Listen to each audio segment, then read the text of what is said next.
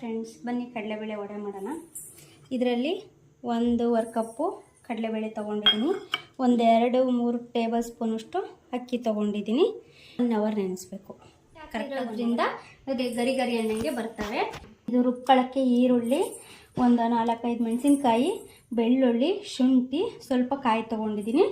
ಇದು ಮಿಶ್ರಣ ಮಾಡ್ಕೊಳ್ಳೋದಕ್ಕೆ ಈರುಳ್ಳಿ ಮತ್ತು ಸಬ್ಬಕ್ಕಿ ಸೊಪ್ಪು ತೊಗೊಂಡಿದ್ದೀನಿ. ಬನ್ನಿ ಮಿಕ್ಸಿ ಮಾಡ್ಕೊಳ್ಳೋಣ. ಫಸ್ಟು ರುಬ್ಕೊಳ್ಳೋಣ. ಇದನ್ನು ಸ್ವಲ್ಪ ತರಿಯಾಗಿ ರುಬ್ಬಬೇಕು. ತರಿಯಾಗಿ ಈ ಥರ ರುಬ್ಕೋಬೇಕು.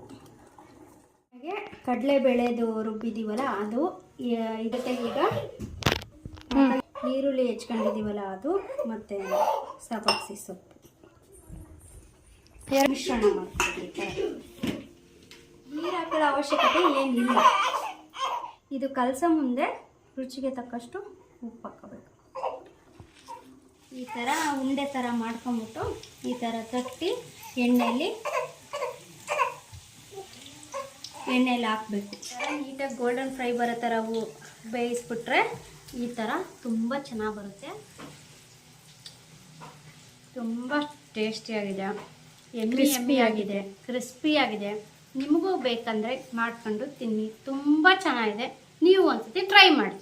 ಹೇಗಿದೆ ಅಪ್ಪಾಜಿ ವಡೆ? ಸೂಪರ್ ಆಯ್ತು. ಹೇಗಿದೆ ವಡೆ? ಸೂಪರ್ ಆಗಿದೆ ಅಮ್ಮ. ವಡೆ ಹೇಗಿದೆ? ಭಾಳ ಚೆನ್ನಾಗಿದೆ.